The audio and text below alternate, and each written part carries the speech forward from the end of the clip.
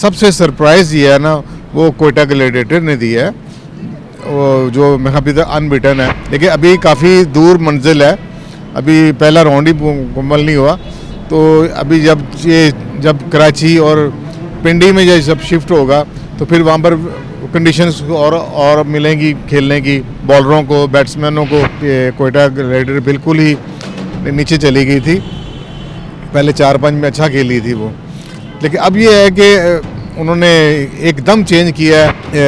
सरफराज ही कप्तानी की लाइन में था, लेकिन उसी शाम को ये चेंज आ गई कि उन्होंने रिली रोसो को बना दिया। तो अब ये देखिए, मुल्तान सुल्तान अभी तक तो आगे चल रही हैं कोयटा ग्लैडिएटर के साथ, दोनों अनबिटन है। कोयटा की हमने कोई भी एक्सपर्ट इसकी ये राय नहीं दे रहा था कि ये कोयटा ये सरप्राइज़ देगी।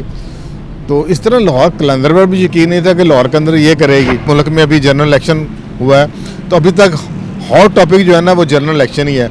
जनरल इलेक्शन के फौरी बाद ये PSL शुरू हो गई है, मेरा 10 दिन बाद ये शुरू हो गई है।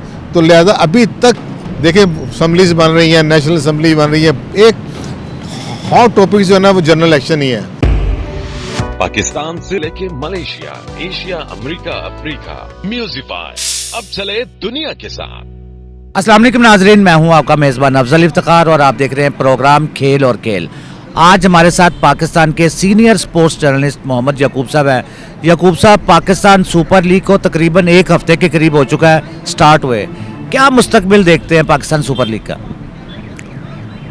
जी शुक्रिया अफजल इफ्तिखार साहब। मुश्किल तो ये है कि देखें अभी 6 दिन यहाँ हो चुके हैं इसको शुरू हुए, और अब कुछ टीमों की स्ट्रेंथ आपको नज़र आनी शुरू हो गई है। और मेरे ख्याल में इस वक्त जो सबसे सरप्राइज़ ये है ना, वो कोयटा ग्लैडिएटर ने दिया है, वो जो मैं अभी तक अनबिटन है। और मुल्तान सुल्तान की तो पहले भी परफॉर्मेंस अच्छी रही है, तो वो भी अनबिटन साइड चल रही है। तो ये दोनों टीमें जो है ना आगे चल रही हैं, और मुझे लग रहा है अगर जिन्होंने अपनी परफॉर्मेंस को इस तरह मेंटेन रखा तो ये हो सकता है कि ये दोनों टीमें फाइनल भी खेलें। लेकिन अभी काफ़ी दूर मंजिल है, अभी पहला राउंड ही मुकम्मल नहीं हुआ। तो अभी जब कराची और पिंडी में जब शिफ्ट होगा तो फिर वहाँ पर कंडीशंस और मिलेंगी खेलने की बॉलरों को, बैट्समैनों को, और इस तरह पिंडी में मुख्तलिफ होंगी। तो फिर एक नई सूरत हाल भी एमर्ज हो सकती है। जो लड़के लाहौर और मुल्तान में जो परफॉर्म कर रहे हैं शायद वहाँ पर ना कर सकें या कर भी जाए, तो ये भी चीज़ें आनी हैं। ये वेन्यू की बड़ी बात होती है, मौसम चेंज होता है, विकेटों का बिहेवियर चेंज हो जाता है, तो ये अब चीज़ें आएंगी। लेकिन ये अभी तक जो है ना कोयटा ग्लैडिएटर ने बड़े अच्छी परफॉर्म की है। जैसे आपने देखा है कि 8 साल सरफराज ने बड़ी अच्छी कप्तानी की थी, लेकिन पिछले 3-4 जो उसके एडिशन थे उसमें वो काफ़ी कोयटा ग्लैडिएटर बिल्कुल ही नीचे चली गई थी, पहले 4-5 में अच्छा खेली थी वो। लेकिन अब ये है कि उन्होंने एकदम चेंज किया है और रिली रोसो को बनाया उन्होंने, साउथ अफ्रीका का प्लेयर जो उसको कप्तानी का कोई एक्सपीरियंस भी नहीं था, लेकिन 1-2 दिन पहले उसको चेंज किया। आपको जैसे याद होगा कि ये यहाँ जब रेस कोर्स में ट्रॉफी की अनवीलिंग हुई थी तो वहाँ पर सरफराज ही कप्तानी की लाइन में था, लेकिन उसी शाम को ये चेंज आ गई कि उन्होंने रिली रोसो को बना दिया। तो ये अच्छी चेंज उनके लिए साबित हुई है। उनका एक्सपीरियंस तो नहीं था, लेकिन उन्होंने मेरा कल जो उन्होंने इनिंग खेली है बहुत ज़बरदस्त इनिंग खेली है, अनबिटन वो रहे। और स्कोर चाहे थोड़ा ही था, लेकिन इस विकेट पर स्कोर करना मुश्किल हो रहा था। 138 का टारगेट था, उन्होंने जैसे उसको मुकम्मल किया, बिल्कुल सिंगल, टूज, डबल्स करके उसने इसको मुकम्मल किया। तो ये कैप्टन नॉक थी उसकी, बहुत बड़ी नॉक थी। तो दूसरी बात है कि इस वक्त आप देखें अमर भी आए हैं इस तरफ कराची को छोड़ के, तो ये अच्छा इनके लिए अच्छी चेंज साबित हो रही है। इनका पेस अटैक भी अच्छा हो गया, वेल एक्सपीरियंस अटैक हो गया। तो अभी देखिए मुल्तान सुल्तान अभी तक तो आगे चल रही हैं कोयटा ग्लैडिएटर के साथ, दोनों अनबिटन है। और आगे चल के देखते हैं कि जब ये शिफ्ट होगा 27 से आखिरी मैच यहाँ पर, उसके बाद ये शिफ्ट हो जाएगी वहाँ पर, तो फिर एक नया सीन बनेगा। जो लगता है हमें। यकूब साहब, लाहौर कलंदर को क्या हो गया? 3 मैच खेल के भी हार चुकी है तीनों मैच। अब इसका क्या मुस्तकबिल नज़र आ रहा है आपको? हाँ, ये देखें ना, जैसे हम कोयटा की, हमने कोई भी एक्सपर्ट इसकी ये राय नहीं दे रहा था कि ये कोयटा ये सरप्राइज़ देगी, तो इस तरह लाहौर कलंदर पर भी यकीन नहीं था कि लाहौर कलंदर ये करेगी। लेकिन अब देख रहे हैं लाहौर कलंदर ने ये परफॉर्मेंस को कुछ समझ तो आती है।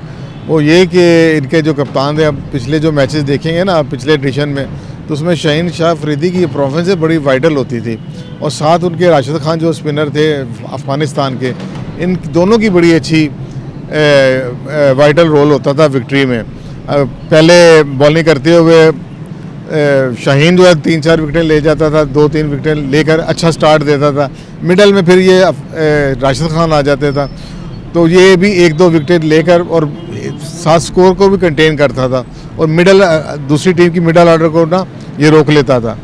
लेकिन अब वो भी नहीं आया। और तीसरी बात, इनका जो टॉप बैटर है, ओपनर है फ़खर जमान है, वो भी नहीं चल रहा।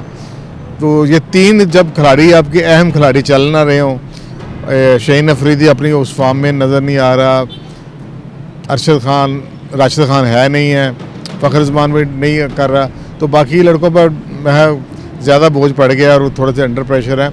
लेकिन हो सकता है कि जैसे मैंने पहले कहा कि जब ये जाएंगे आगे कराची और रावलपिंडी शायद बेहतर हो, लेकिन ये अपने होम क्राउड को उन्होंने बड़ा मायूस किया। इनके मैचेस यहाँ पर थे, लोग इनके, आपको पता लाहौर बड़ा कीन होता है लाहौर कलंदर के मैचेस देखने का, तो वो ज़रा मायूस हुआ, यहाँ पर तो मायूस हुए। लेकिन अभी भी इनके पास टाइम है कम बैक करने का, सब टीमों के लिए कम बैक करने का टाइम है। अगला राउंड जो है ना वो बड़ा एक्साइटिंग होगा, चेंजेस आ सकती हैं उसमें, कई अपसेट हो सकती हैं, कई टीमें जो ऊपर जा रही हैं नीचे आ सकती हैं। तो ये देखते हैं अगला राउंड कैसे चलता है, इंशाल्लाह ताला बेहतर होगा।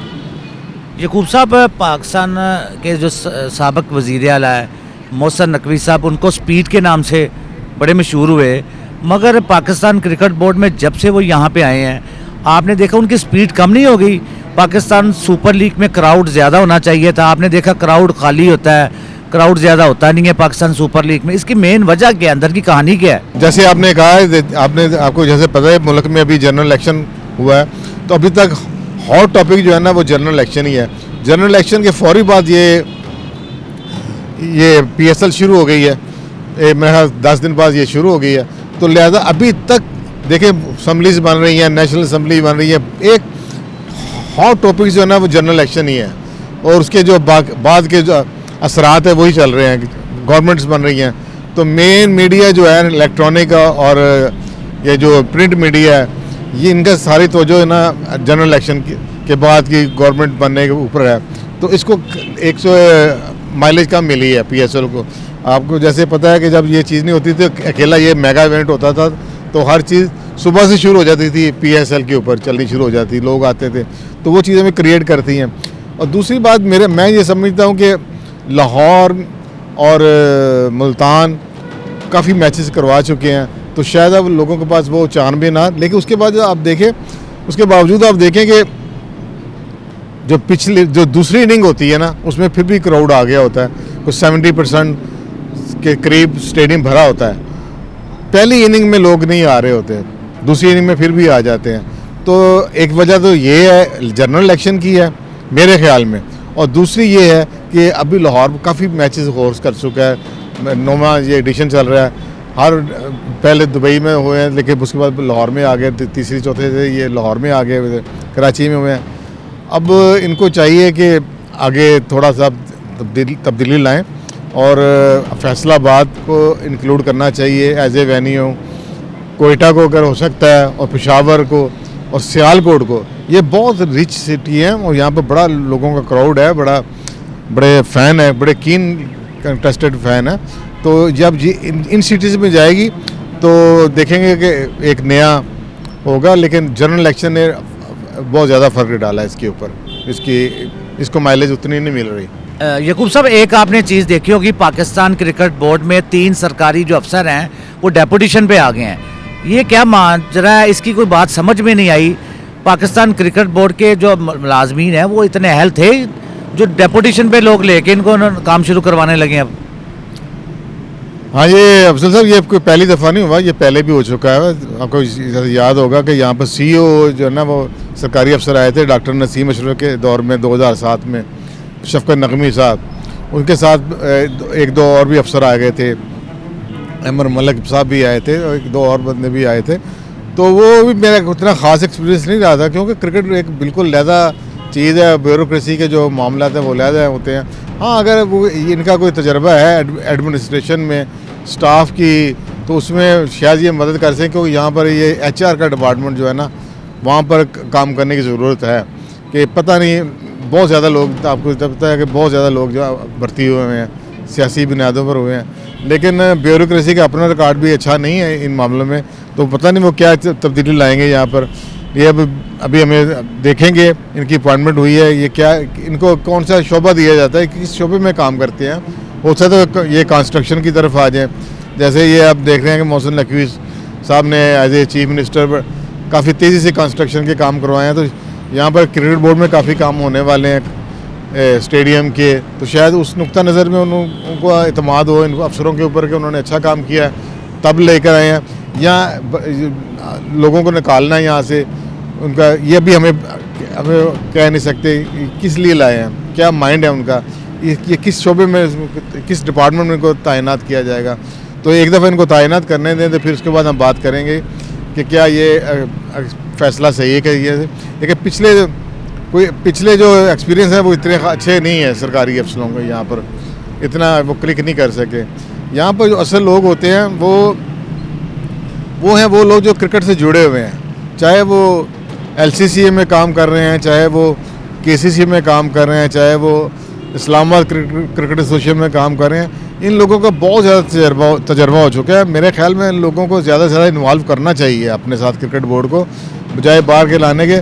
लेकिन ये एक अजीब सी बात है कि जो लोग असल स्टेक होल्डर हैं और क्रिकेट के साथ काम कर रहे हैं, सारा दिन वो ग्राउंड्स में रहते हैं, बच्चे तैयार कर रहे हैं, उनको ये क्रिकेट बोर्ड अछूत समझता है।